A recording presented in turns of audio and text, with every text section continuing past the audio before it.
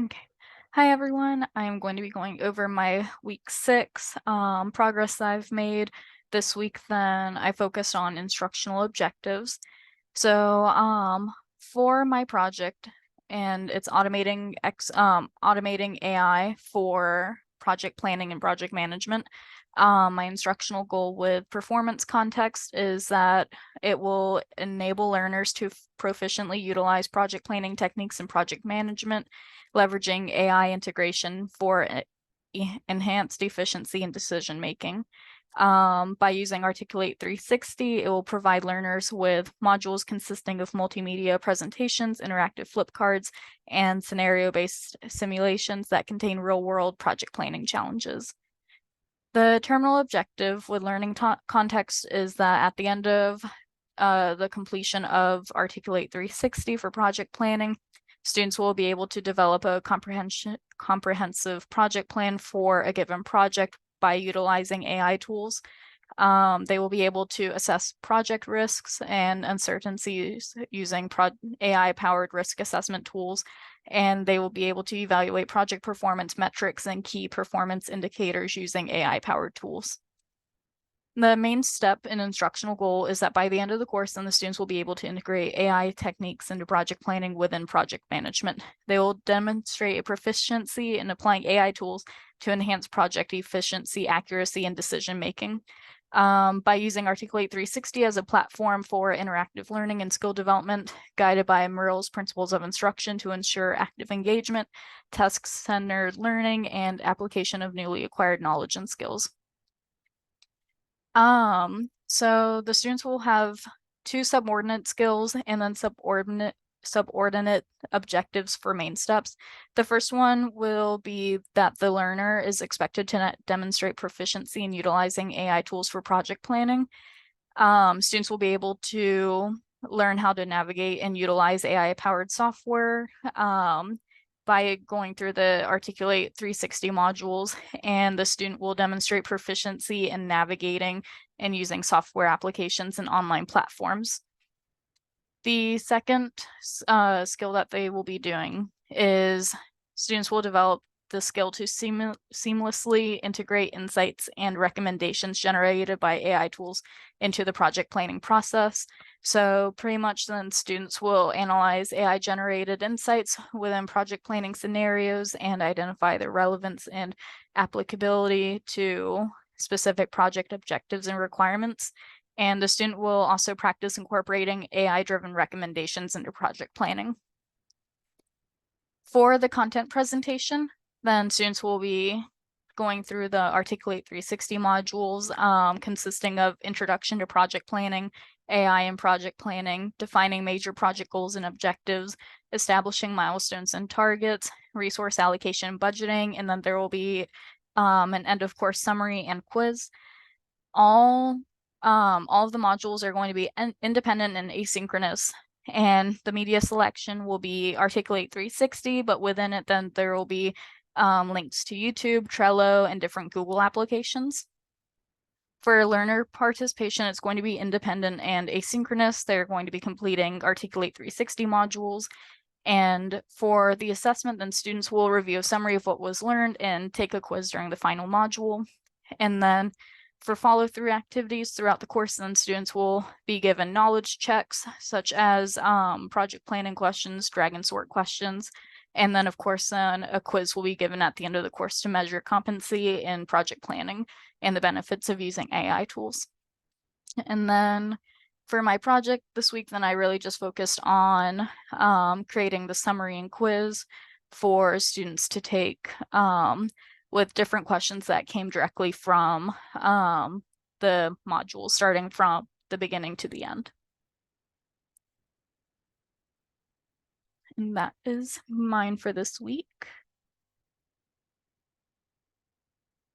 And I gave you sharing. Okay, cool. Let me, hopefully it doesn't exit. Okay, I want to do screen. Okay, now I'm going to do this one. Okay. Okay. Can you see it? Yes. Okay, cool. Okay, guys. My name is Brianna Gonzalez. Oh man. Let me see. Okay. So I want to go back to my problem. Should be on here. If not, it's okay. So this week I really just focused on working on my Articulate 360. It's going over analyzing digital formative assessment data. That's what mine's over. I'll kind of just go through what I've done so far. So these are obviously the different little modules. I did a total of 4 and then a quiz at the end. This is just your welcoming page. It's just going over in the course. You will delve into the world of digital formative assessment tools and learn how to effectively analyze the data that they provide, whether you're a seasoned educator looking to enhance your assessment practices or a newcomer seeking to understand the benefits of formative assessment. And this course is designed to equip you with the knowledge and skills to make informed decisions based on assessment data. Join us on this learning journey as we explore various digital tools, analyze assessment data, and discover how to use this information to drive instructional improvements in your class. So at first, I just put in the introduction survey. I made it a little earlier on when I was doing my project on the document. So I put that in there. Why is it important to implement the tools? Basic, I think it's 5 of them. Enhanced engagement, personalized learning, improved access to information, efficiency and organization, preparation for the future. So it's kind of just like the first slide, it's just an introduction as to what it really is and why it's important to use it. Digital classroom, using digital tools to transform the classroom, just a YouTube video, a little bit more information, and then the little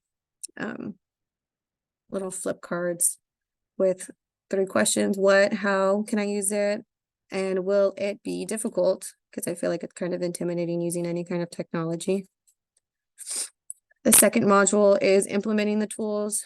So this one just goes over basic questions like how can I do it? Choose a tool that aligns with your goals, introduce it to students, create assessments, monitor progress, provide feedback, and make adjustments. When should I implement it? I just put that it's important to implement them when you want to gather any real-time feedback on student learning, tailor instruction to individual student needs, and to track student progress over time. These assessments can also help you identify areas where students may be struggling and make informed decisions to improve teaching. And lastly, what do I do with the data? With the data that you can collect, you can use it to track students' progress, identify areas for improvement, and tailor instruction to meet individual student needs. And it can also help educators make informed decisions about teaching strategies and any curriculum development. And then lastly, documentation, just keeping all of the data collected from the assessments is good for any kind of documentation, whether, for example, in 1st grade, keeping that documentation and sending it off to 2nd grade, just so you have proof of any kind of like struggles or even growth. Module 2. This is just the process on how to do it. It's effectively analyzing the data from digital assessments and using it to inform your teaching practice. So step 1 is collect to gather the assessment data from your digital tool. It can include student responses, completion times, and other relevant metrics. Organize it in a way that makes it easy to analyze. This could involve using spreadsheets or data visualization tools to create charts or graphs. Identify any trends that you see in the data collected. Are there common misconceptions among students? Are there certain questions or topics that the student is consistently struggling with? Make inferences. Based on any of the trends that you've identified, make an inference about the student's understanding and learning needs. Use this information to guide your instructional decisions. And 5, take action. This can involve reteaching certain concepts, providing additional practice opportunities, or adjusting your teaching strategies.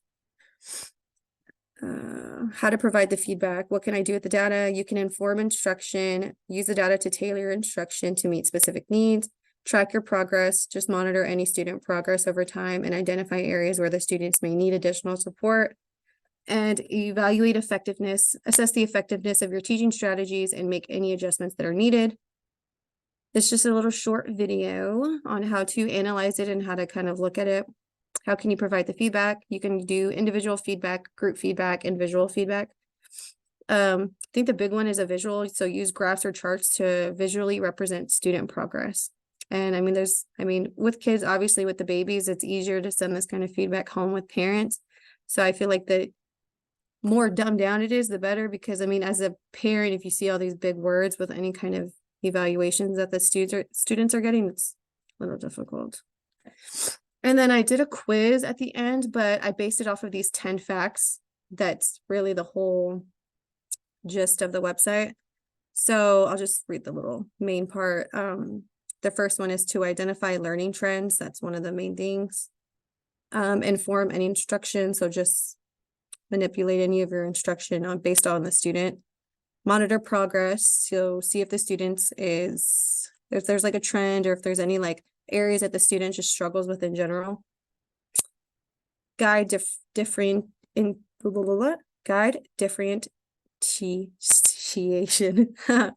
Data analysis guides different by helping teachers provide targeted support to students who need it most. Step 5, evaluate effectiveness. Providing feedback, so you can use the data to provide timely and meaningful feedback to students, helping them understand their progress and areas for any improvement. Drive curriculum development. Support professional development. So the data analysis can also identify areas where teachers may need additional support or training, informing professional development opportunities. And to engage stakeholders, share data with students, parents, and administrators to engage them in the learning process and foster any kind of collaboration that they could possibly help with. Promote reflective practice. Regular data analysis encourages reflective practice, helping teachers continuously improve their instructional strategies and approaches. Summaries. It's just a little thing about what the whole gist of it is. And then the last one, I just did a quiz. So it's basically, I based it off of the last little 10 facts, and it's just 10 questions over it. So it's pretty cool. So yeah, I did like it a lot. So let me stop sharing. That's what I worked on this week. And then I'll start with the celebrate. Okay. Okay. So I did like how you did use a drag on the quiz. You said you did the little drag on your website, which I did like, because that was one that I wanted to do on mine. And I was kind of like, I don't know what to put on it, but I do like it. And just navigating the questions. I want to say that's another part you said about the project planning. Just being able to navigate it on the website, I think it's pretty cool. And then just looking at that stuff. I just like that you use AI so much, because so do I. Thank you. I really like that your project is very eye-catching. With all the different pictures that you have on there, then they all go like hand in hand with everything that like you're learning throughout the modules. I think that really helps with catching the attention of the learner. Yeah. It's also super easy to navigate too. I think that even just by watching you go over it really quickly, then I was able to learn a lot about how like one of the things was doing the charts like as a visual graphic, because parents don't understand like what exactly you're trying to pull from evaluating their child. But if they see like a graph saying your child started here and now they're up here, then they're going to say, okay, they're getting better. So I think that's really interesting to kind of make that connection. So I think that yours is coming along really well. Thank you. And it's funny today, because during our training, we were going over data assessment, like our middle of the year testing we just did 2 weeks ago. So it's nice seeing it go hand in hand. I'm like, this is easy. I do this all the time. Yeah. So, but yeah, it is funny too, because we sit there and we talk about, okay, like we can't tell these parents their kid is struggling and this, and this, because then they're like, what does that mean? And I'm like, here's a visual. Here's an easier way. And then the kids do like seeing that kind of stuff too, because it's more of like encouragement, like, oh, I'm going up. Like it goes for both the parents and the kids. It's a good thing to have like a visual type of little thing. Yeah. Thank you. Of course. I'm glad both of our projects are coming together. I am gonna stop the recording. Okay.